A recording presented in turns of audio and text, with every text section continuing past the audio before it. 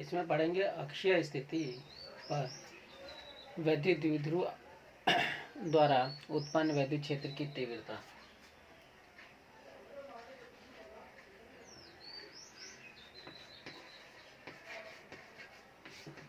अक्षीय स्थिति पर उत्पन्न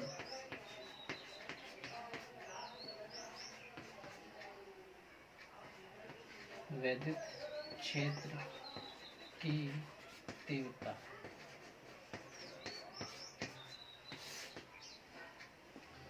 तो यहाँ द्विध्रुव ले लेते हैं हम।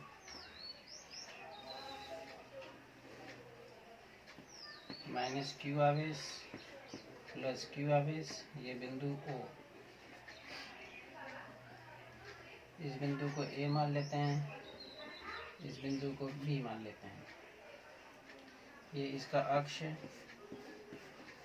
और इस अक्ष पर एक बिंदु हमने ले लिया है P। इस P बिंदु पर हमें इस द्विध्रुव से उत्पन्न वैद्युत क्षेत्र की तीव्रता ज्ञात करनी है। तो कैसे करेंगे? जैसा हमें मालूम है कि जिस बिंदु पर निकलना होता है वहाँ पर हम मान लेते हैं Q0 आवेश, ठीक है, जो कि टेस्ट चार्ज है। यहाँ से O से बिंदु P तक की दूरी ये ले लेते हैं R, और ये वाली दूरी यहाँ से यहाँ तक L होती है, और यहाँ से यहाँ तक भी L, टोटल दूरी 2L, जैसा कि हमने उधर परिभाषा में लिया था। तो B से P तक की जो दूरी होगी हमारी, यहाँ तक R, ये वाली बीच की दूरी L, तो ये दूरी कितनी रह जाएगी? R में से L को निकाल देंगे तो ये हो जाएगा R माइनस L। इसी तरह यहाँ से A तक की बीच की दूरी जो होगी, तो यहाँ तक तो R हो गया और ये वाला L, तो ये दूरी हो जाएगी R प्लस L। तो ये हमने दूरी निकाल लिया है P बिंदु के लिए। कहाँ से? केंद्र से, A से और B से। तो O से दूरी हमने माना हुआ है R, B से ये दूरी हो जाएगी, इस L को R में से निकाल देंगे तो R माइनस L बचेगा यहाँ से यहाँ तक, और A से जो दूरी होगी तो यहाँ तक तो हमारा है R और ये वाली दूरी L, तो टोटल दूरी हो जाएगी R प्लस L। अब क्योंकि दो आवेश हैं, एक ऋणात्मक और एक धनात्मक, तो दोनों से यहाँ पर वैद्युत क्षेत्र की तीव्रता अलग अलग निकालेंगे। फिर उसके बाद क्योंकि तीव्रता एक सदिश राशि है तो ये देखा जाएगा कि क्या दोनों एक ही लाइन पर हैं और उनकी दिशा एक है या अलग अलग है। अगर एक ही दिशा है तो जोड़ दी जाएगी, विपरीत दिशा होगा तो घटा लिया जाएगा। तो इसके लिए देखते हैं। तो पहले हम निकालते हैं आवेश माइनस Q द्वारा उत्पन्न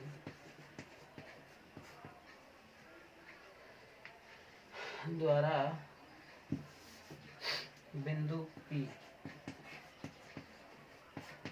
पर उत्पन्न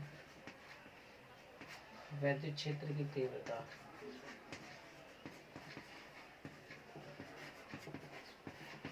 तो इसको हम E से प्रदर्शित करते हैं और मान लेते हैं E1। तो इसका मान क्या होगा? तो इसका मान आएगा हमारा 1/4 पाई एप्सिलॉन नॉट। अगर वायु है तो एप्सिलॉन नॉट होगा, अगर कोई माध्यम हो जाएगा तो यहाँ पर एप्सिलॉन m लिखेंगे, ठीक, या फिर इसकी जगह k कर दिया जाएगा। 1/4 पाई एप्सिलॉन नॉट Q, तो Q है हमारा माइनस अपॉन में R, R का मतलब हो जाएगा R प्लस L, इसका स्क्वायर। और अगर मैं इस माइनस को दिखा देता हूँ तो माइनस हो जाएगा माइनस Q अपॉन में 4 pi epsilon not R plus L, इसका स्क्वायर। माध्यम वायु के लिए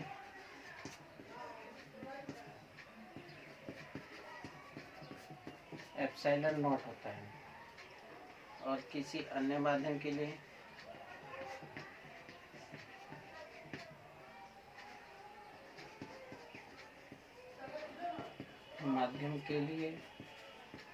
ये होता है एप्सिलॉन m, और एप्सिलॉन m का मान होता है एप्सिलॉन नॉट और k के एक नियतांक है। इसी प्रकार, और इसको हमने समीकरण 1 मान लिया है।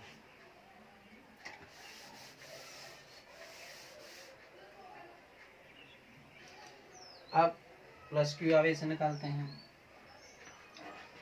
प्लस क्यू आवेश से बिंदु P पर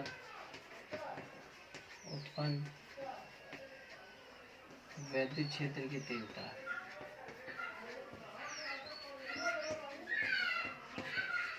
तो इसको हम E2 करके निकालेंगे। तो इसका मान होगा 1/4πε0। क्यू प्लस का है तो प्लस ही रहेगा ये, और जो दूरी है तो इसकी यहाँ से यहाँ तक की दूरी है r माइनस एल, इसका होल स्क्वायर। ये समीकरण 2। तो यहाँ देखो, जो समीकरण ए लिया था माइनस क्यू से, तो ये इस पर इधर की ओर खींचेगा, नेगेटिव का मतलब अपनी ओर E1, और ये वाला पॉजिटिव है तो पॉजिटिव का मतलब E2 इधर आ गया। अब क्योंकि दोनों एक ही रेखा पर हैं, लेकिन दिशा इनकी क्या है, विपरीत, तो जो नेट वैद्युत क्षेत्र की तीव्रता होगी वो हम इन दोनों को जोड़ देंगे। तो नेक्स्ट है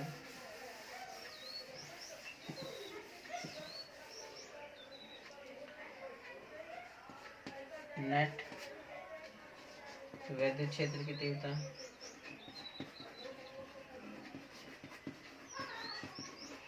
तो ये मान आएगा हमारा E बराबर होगा E1 प्लस में E2। दोनों का मान यहाँ से रख देते हैं समीकरण 1 और 2 से।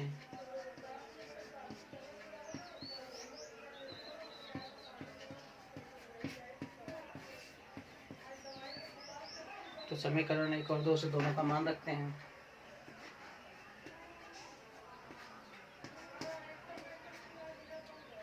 तो E1 का मान माइनस में Q/4πε0 R प्लस एल, इसका वर्ग, प्लस में Q/4πε0 R माइनस में एल, इसका होल स्क्वायर। अब इसमें Q/4πε0 को कॉमन कर देते हैं। Q/4πε0 बाहर हो गया।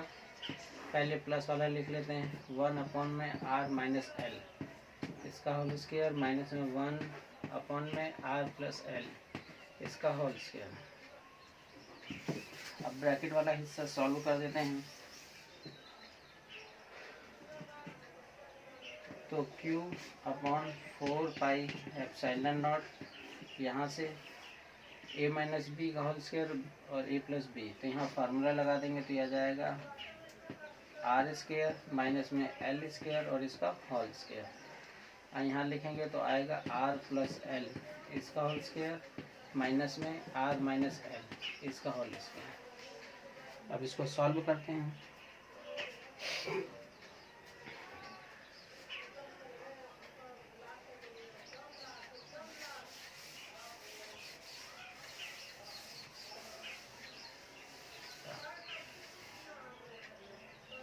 अब जब इसको सॉल्व करेंगे तो E बराबर में आएगा Q/4πε0, और इधर पहले इसको खोल देते हैं, R स्क्वायर प्लस में L स्क्वायर प्लस में 2RL, यहाँ से माइनस ब्रैकेट में ले लेते हैं, पहले R square plus L square minus में 2RL, और नीचे R स्क्वायर माइनस में L स्क्वायर और इसका होल स्क्वायर। फिर Q/4πε0, इधर से ये माइनस है, ब्रैकेट से बाहर, अंदर का जब खोलेंगे तो चिन्ह बदल जाएगा, R स्क्वायर प्लस में L स्क्वायर प्लस में 2RL minus R square minus में L स्क्वायर प्लस में 2RL upon R square minus में L स्क्वायर और इसका होल स्क्वायर।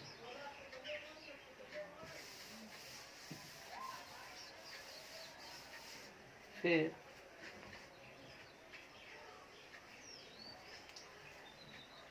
ये काट देते हैं, प्लस और माइनस कट गया, तो ये 2 RL प्लस का, ये भी प्लस का, तो होगा क्या, Q अपॉन में 4 पाई एप्सिलॉन नॉट। और यहाँ पर क्या करेंगे हम, एक 2 को तो बाहर ले लेते हैं, एक 2L इसके साथ, और R अपॉन में R स्क्वायर माइनस में L स्क्वायर और इसका होल स्क्वायर। अब मैंने ये जो लिखा है इसका क्या मतलब है, तो उधर परिभाषा पढ़ा था हम लोगों ने कि वैद्युत द्विध्रुव आघूर्ण P किसके बराबर होता है, Q इंटू में 2L, तो यही है हमारा Q इंटू में 2L। तो E बराबर हो जाएगा 2PR upon 4 pi epsilon not R square minus में L स्क्वायर और इसका होल स्क्वायर। तो ये फार्मूला आ गया।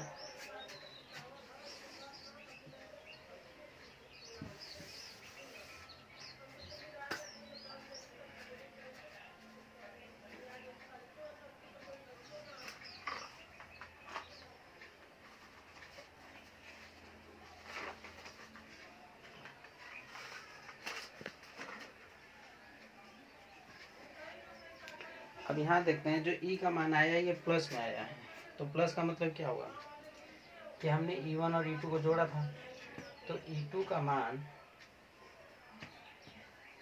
बड़ा है E1 से, तभी ये मान आया है।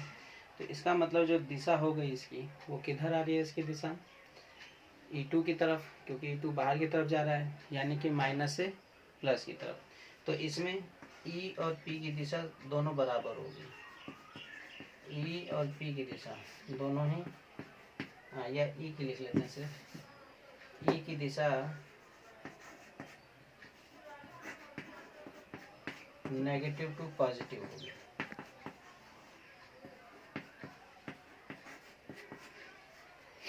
क्योंकि E हमारा प्लस आया है, और प्लस का मतलब उधर जब हमने देखा था पीछे, तो E2 का जो मान था तो नीचे R माइनस एल, तो R माइनस एल छोटी राशि हो गई, और जबकि E1 माइनस में था और वहाँ था R प्लस एल, तो नीचे जो हर था उसका मान बड़ा होने से छोटा हो जाएगा।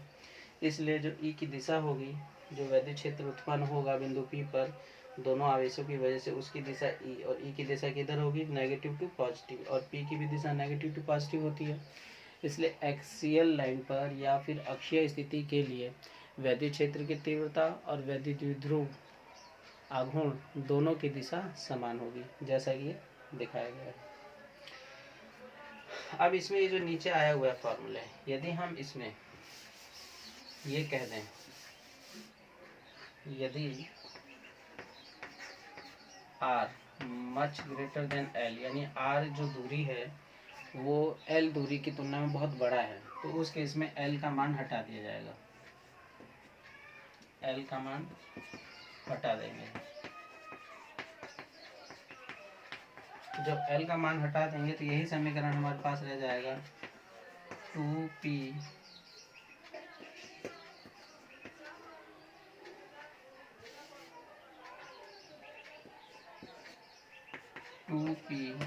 R अपॉन में 4 पाई एप्सिलॉन नॉट, और जब L का मान यहाँ से हटा दिया जाएगा तो ये हो जाएगा R की पावर 4, तो इसमें से इसको काट देंगे और एक पावर इसकी कम कर देंगे, तो नेट रिजल्ट आ जाएगा हमारे पास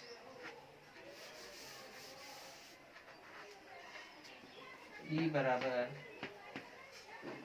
2P upon 4 pi epsilon not R cube. तो सिंगल आवेश में, यानी कि जो एकल आवेश हमने लिया था उसमें हमारा मान क्या था,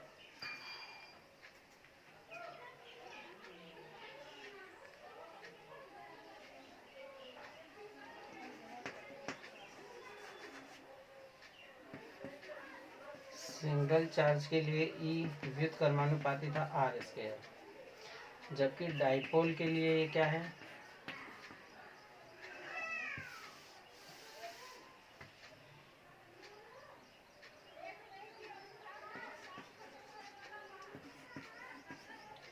E व्युत्क्रमानुपाती है R क्यूब के, जैसे यहाँ दिखाई दे रहा है। तो ये था